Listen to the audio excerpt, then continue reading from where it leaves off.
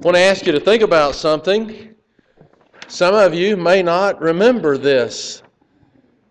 Some of you may remember this real easily. Here's the question. When's the last time you got angry? Don't speak out loud, please. When's the last time you got angry? I mean really angry.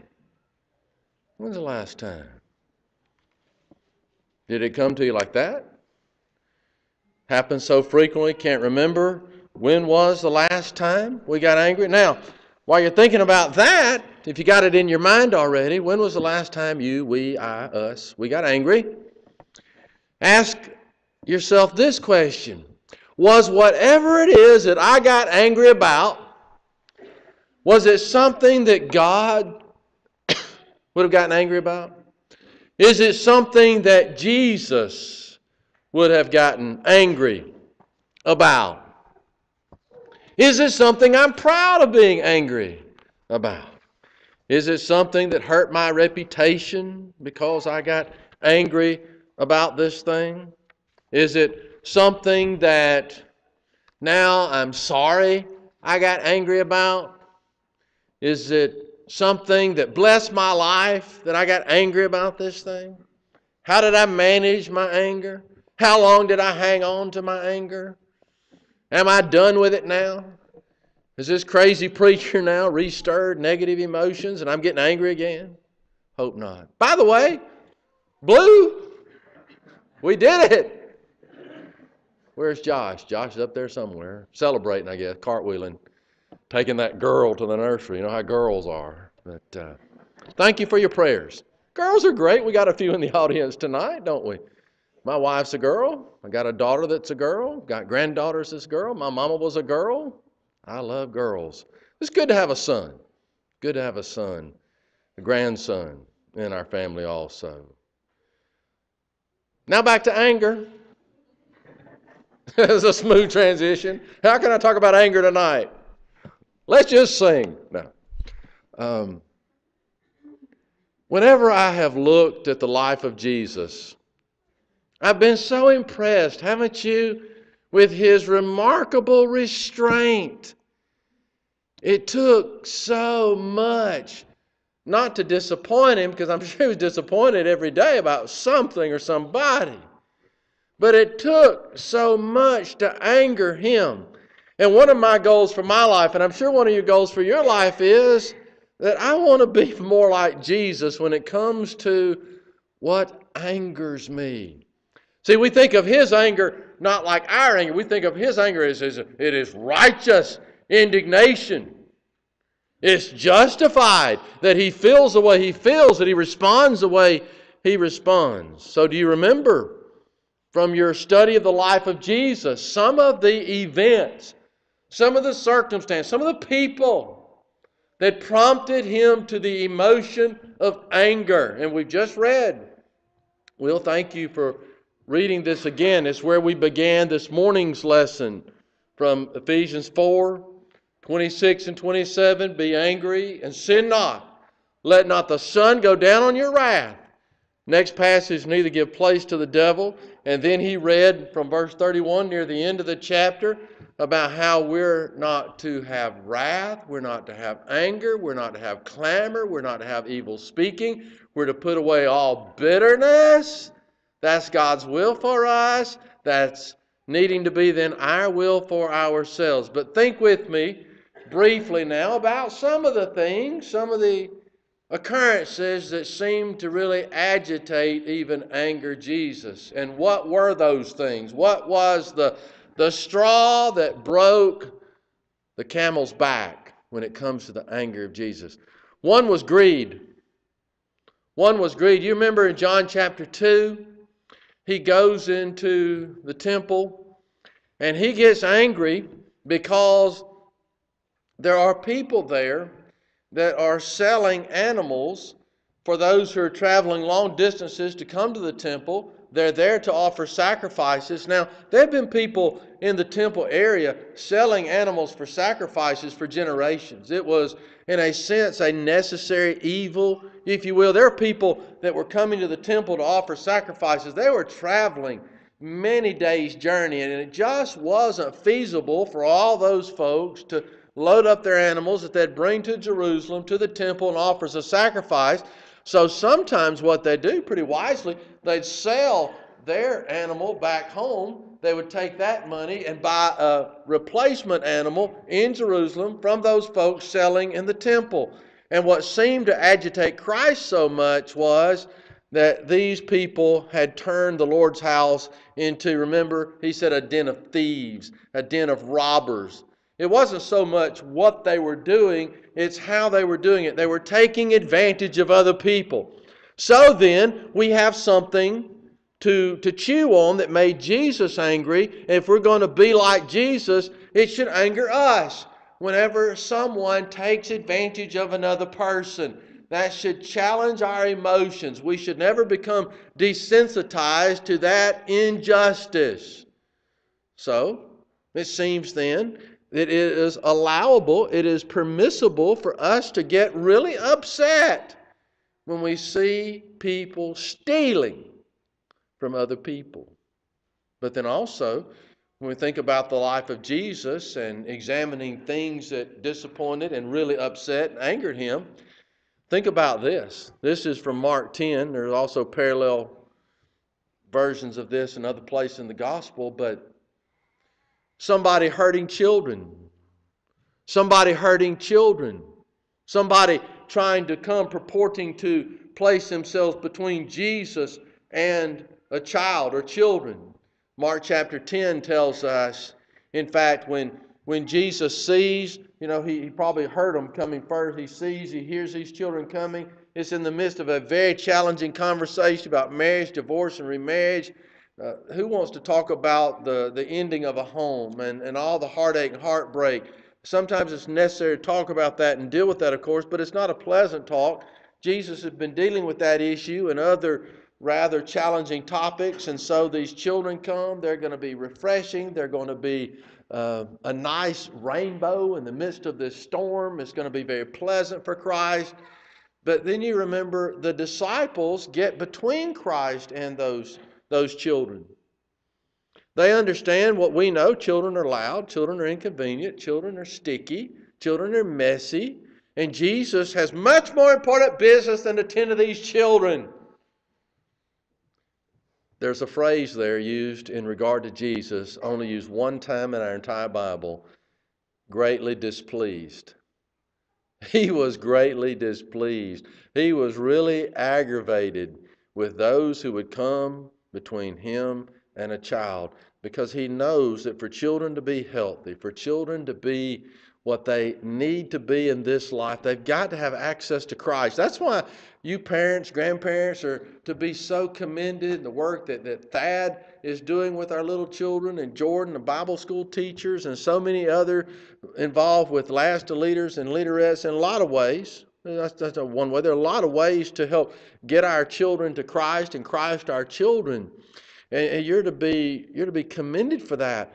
But just recognize that Jesus gets angry whenever somebody gets in the way of him having access to children, because that hurts children. And there's a lot of hurting of children that goes on. Many of you have occupations that put you face to face with those that would hurt children, those that don't care for children, not just for their spiritual needs, but for their physical needs, their emotional needs, their mental needs.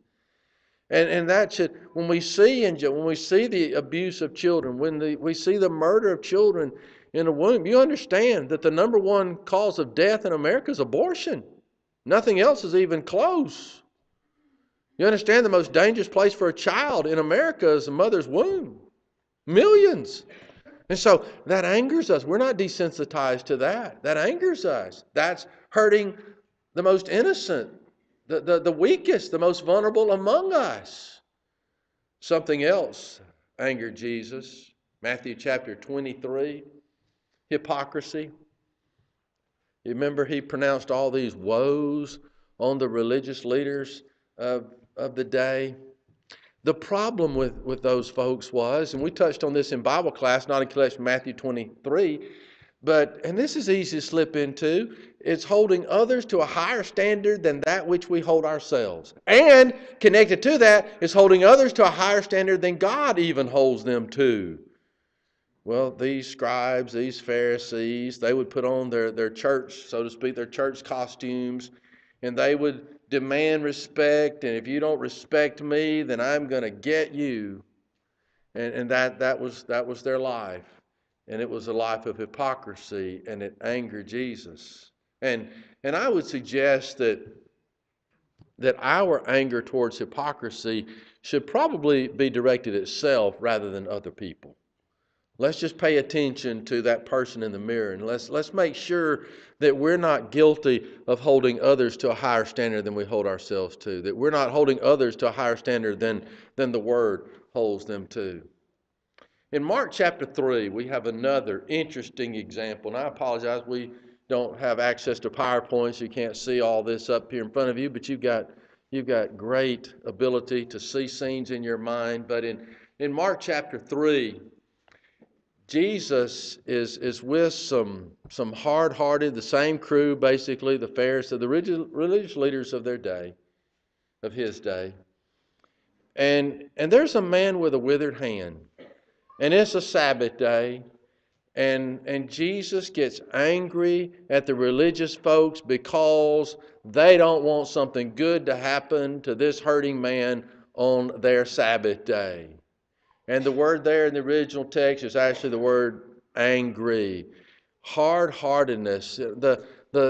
We must never get to the point where we're jaded, where we're not compassionate, where we just don't care about our fellow man. And my friends, you know this. We need to care about the fellow man that we can see, and we need to care about the fellow man that we cannot see. And we can see a lot of people that are hurting, that have challenges, and let's not let the church clothes fool us. On essentially every pew there's a broken heart. Everybody has a story. Everybody has a challenge. Everybody has a hidden tear maybe, and we need to be understanding of that and sympathetic to that. And we need to be angry, not at other people, but maybe angry at ourselves if we find ourselves reaching the point where I just don't care about that. That's not me. That's not my family. That's them. That's their problem. That attitude angered Christ, and we never need to get to that point. And we need to demonstrate that we care. Y'all have heard that occasionally I pray with people on this Facebook Live thing called POP, People of Prayer.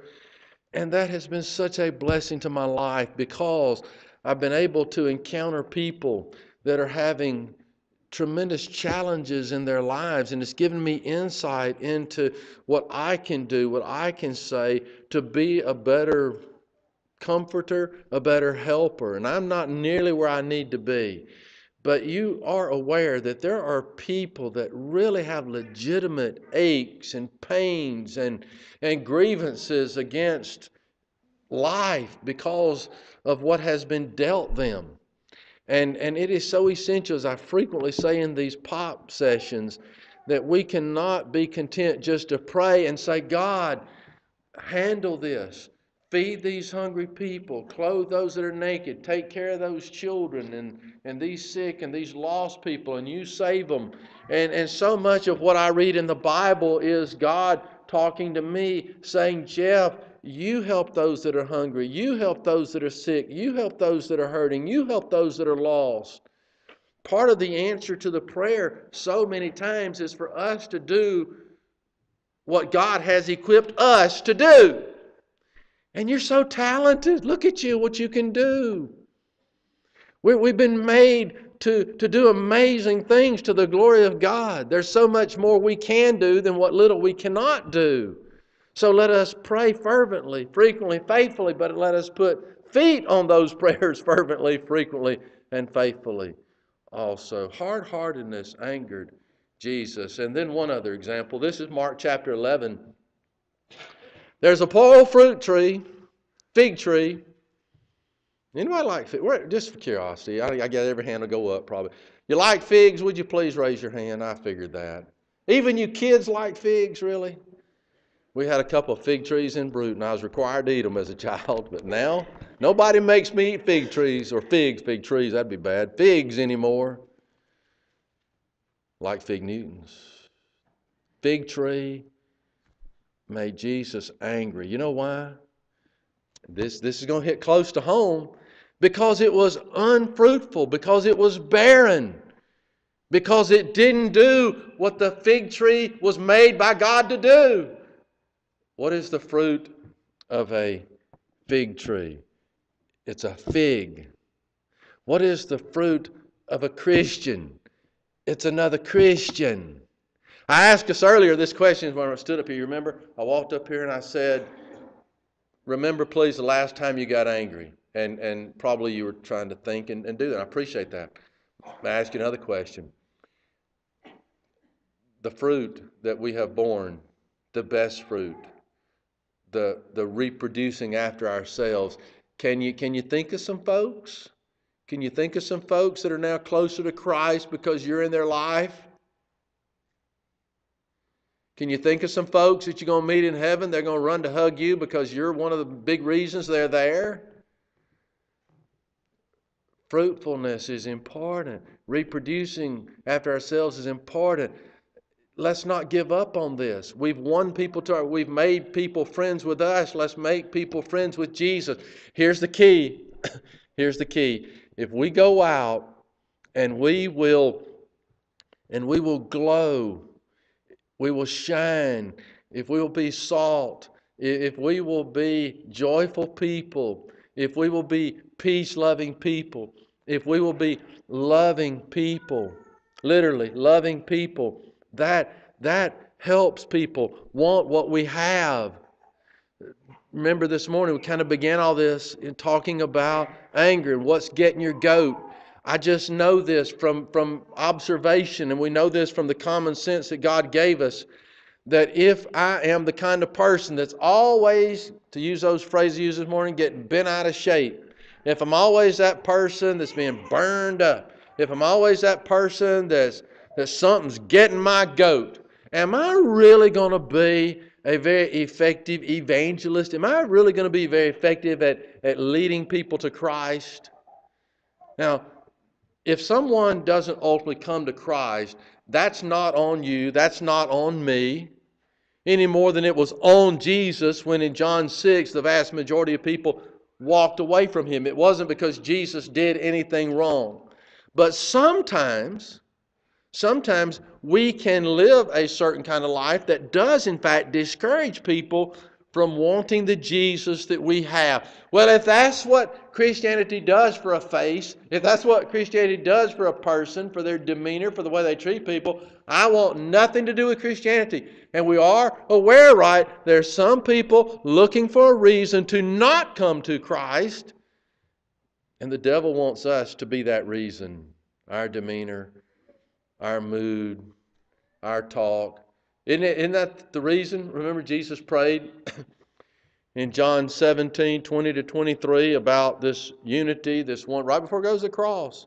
Praying that we be one. Remember this? You've heard this a lot of times from me, 5 times. One, one, one, one, one. And you remember why he said that the world would believe, so that the world may believe?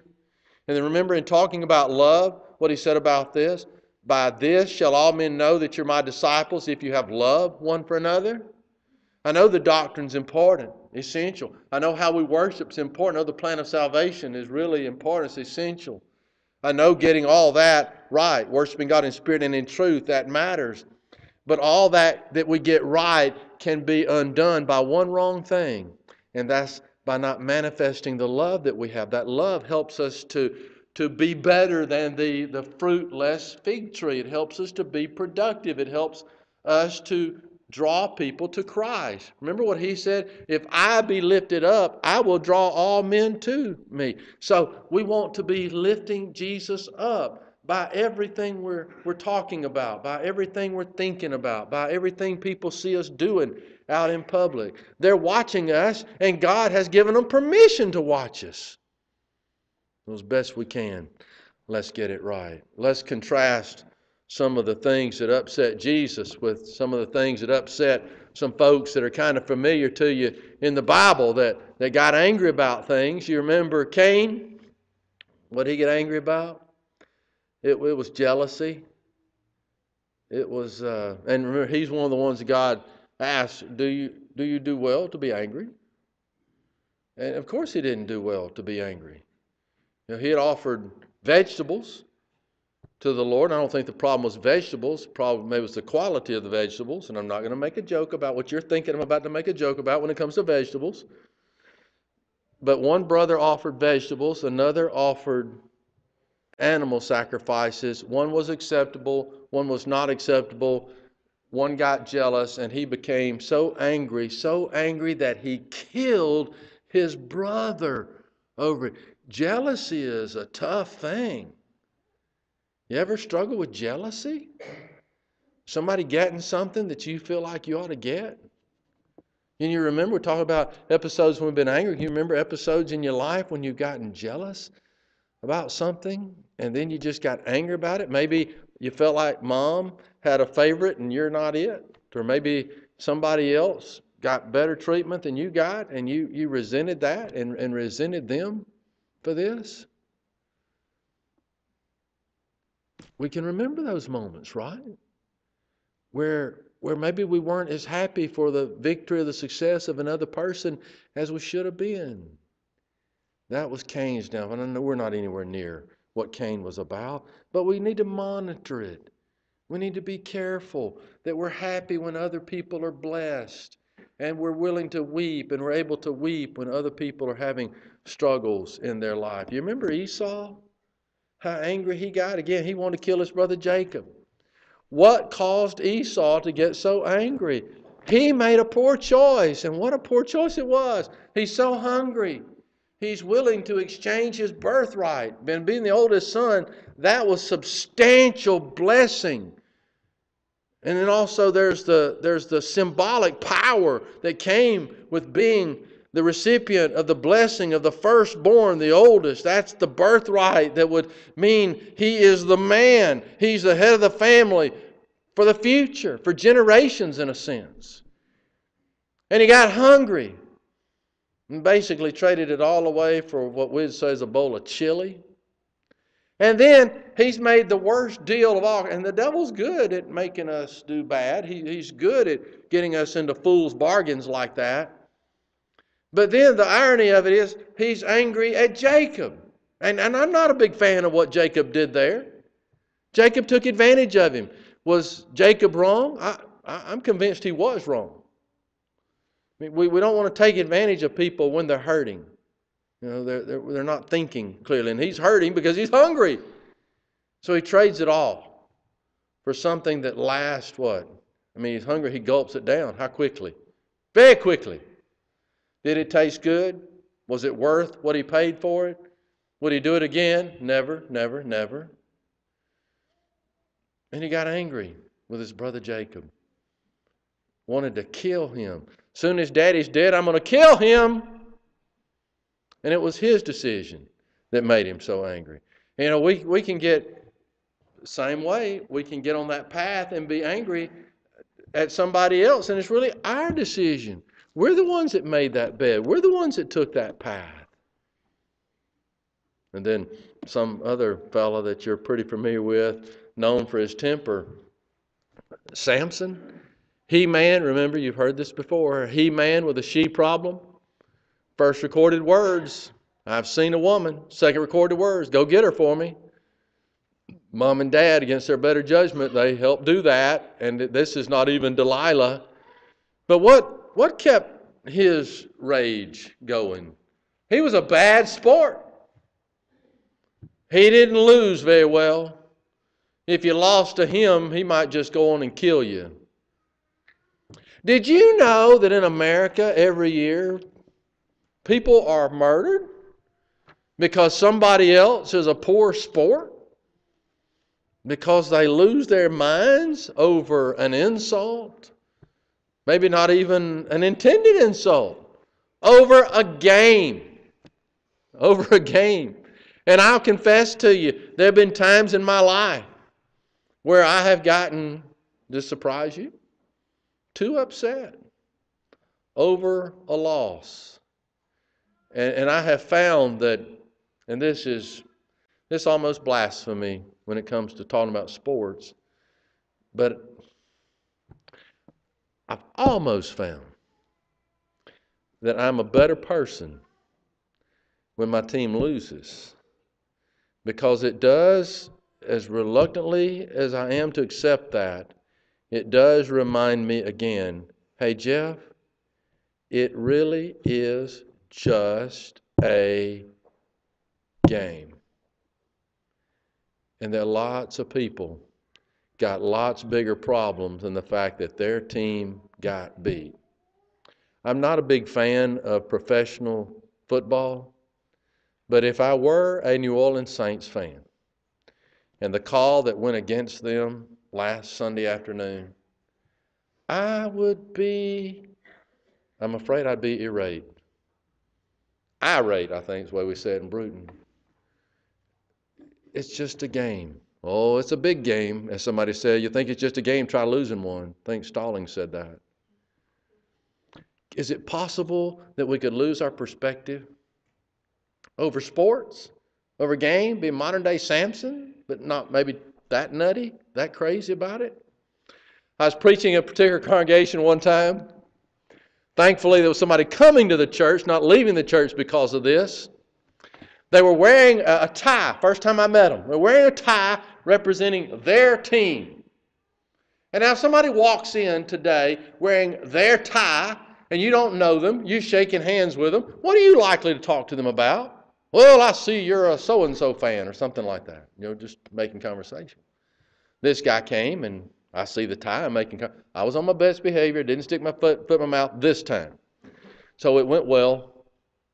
And then I found out later the reason the fellow was shopping around different churches was because where he had been worshiping, somebody had hurt his feelings over the team he was rooting for.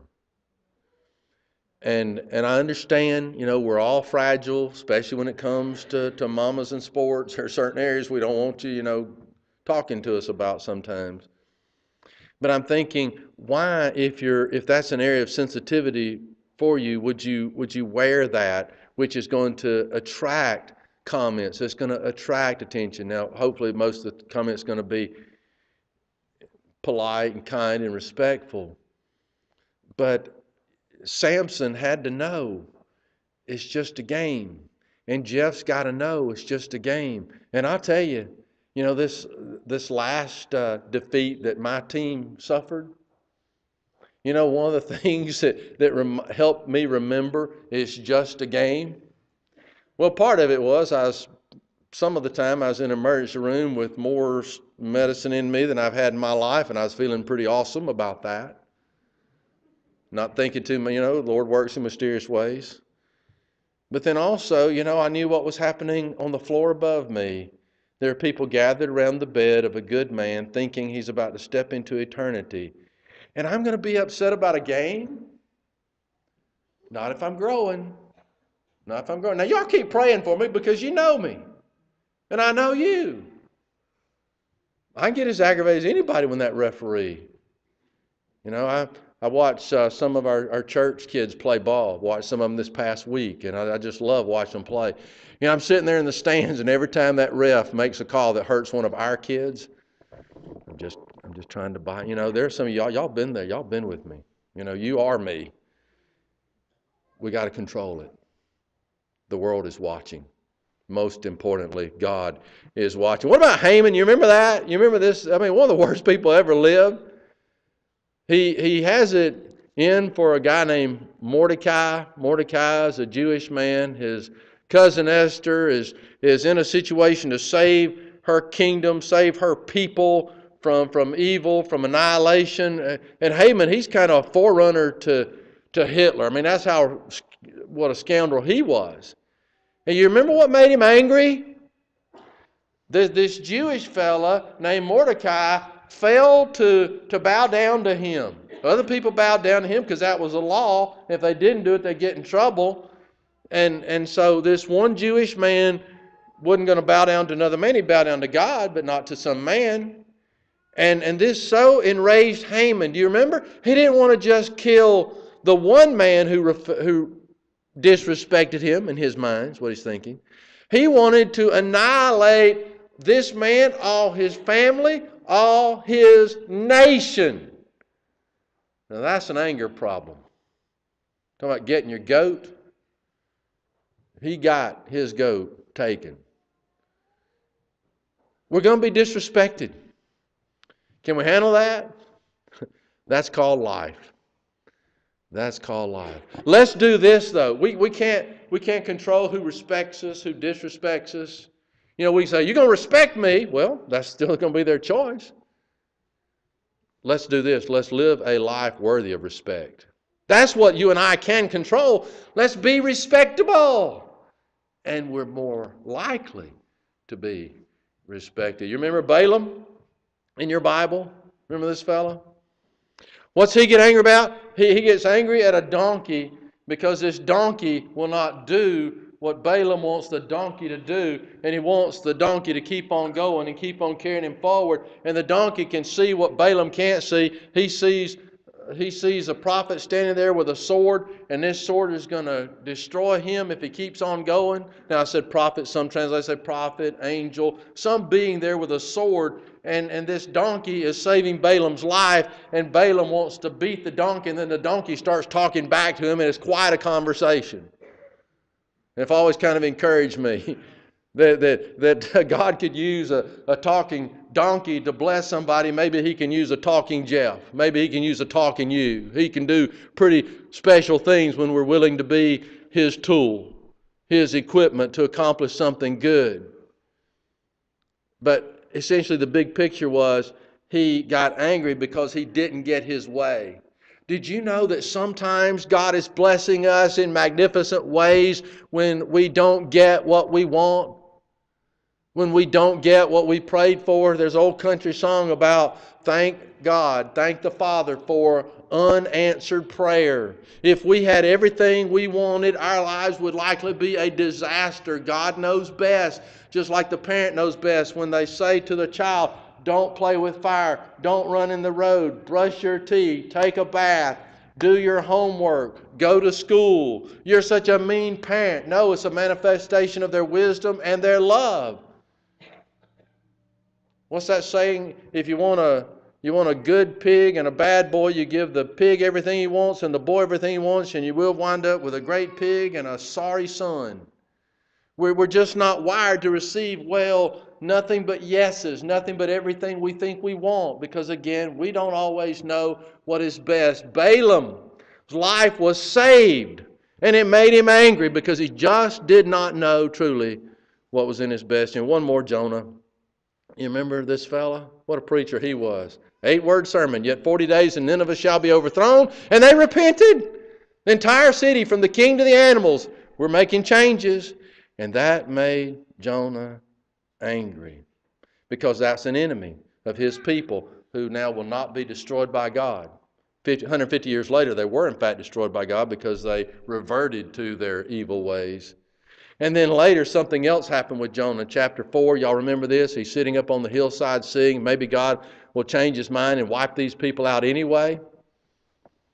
And it's a hot day, and he's got a nice little shade vine there, provided for him by the Lord. A worm comes along, also prepared by the Lord, eats into that vine, kills that vine, wipes out his shade, and he's angry again. He's so angry, he wants to die. A hot day made the man angry. Now, that's silly. But I'll confess, when I was thinking with you earlier about when's the last time you were angry, I was thinking about something that's pretty silly. Maybe you were too. If you weren't thinking about something that made Jesus angry, that list we looked at probably is something that should not have angered you either. I want to close with this amazing passage. It'll help us. It'll bless us. This is Philippians 4. Verse 5, 6, and 7. Let's grasp this. Let's embrace this. Philippians 4, 5, 6, and 7. Let your gentleness Let your gentleness be known to all men, not your temper. Let your gentleness be known to all men. These are the men we're trying to bring to Christ. The Lord is at hand. He's saying this is an urgent matter. Be anxious for nothing. That's challenging. But in everything by prayer, pray. And supplication, more prayer. With thanksgiving, let your requests be made known to God. And notice the result of that. And the peace of God. See that goat of ours that somebody's trying to grab, that can be representative of our peace. Somebody trying to rob us of our peace, our joy, our faith. We want to hang on to this. The peace of God is a divine peace, notice, which surpasses all understanding, will guard, it will protect our hearts and our minds through Christ Jesus. But for me, it all starts there at the very beginning. Let your gentleness be known to all men. Can we be known for that? Do we need to make some changes to be known for that? See, our culture, it does not praise the gentle soul. They're a wimp, they're a pushover. They're Christ-like. That's what they are. They're Christ-like. Let's try harder to let our gentleness, the gentleness of Christ, be on full display so we can have that peace of God. We got to pick our battles, and it should be really rare that we have one. And when we do, let's be sure it's a battle that Jesus would have, where He's fighting with us. Would you bow with me, please? Father, thank you so much for allowing us to have the means, to have the ability to control our emotions, to control our temper, especially we've been thinking about this morning and tonight. Help us, Father, to understand this literally can be a matter of heaven and hell. We understand, God, that it is so important that we not allow the devil to get a foothold into us. And one of the ways he can do that is by controlling our emotions. And when he angers us, he masters us. Help us, Father, to be careful what we say, careful what we think, careful what we do, careful the decisions we make. Help us to consult with wise people. Help us to spend lots of time on our knees in prayer, getting the best possible wisdom from you. Help us, Father, to never behave rashly or irrationally. Help us, Father, to have a gentleness that is on prominent display to all the world. Help us to have a spirit of self-control. Help us have a compassion for all that all can see. Forgive us, please, Father, of any times that we've let something or somebody get our goat. Help us, Father, to be what we need to be every day, everywhere, around everybody, starting now. Father, if we need prayers from the family, as some have recently sought, we pray that we'll do that this evening. Father, if we need to put on Jesus in baptism, contacting His blood which washes away all our sins, as some have recently done, we ask, Father, that you give us the desire to do that and to follow through and to make that happen even tonight. Father, help us to leave tonight better people because we chose to come here together. We ask always, Father, that you continue to be with those who are being persecuted for righteousness' sake. Help us to understand, Father, there are a lot of people, got a lot of challenges, and we get to help them. So let us do that to the best of our ability. In Jesus we pray.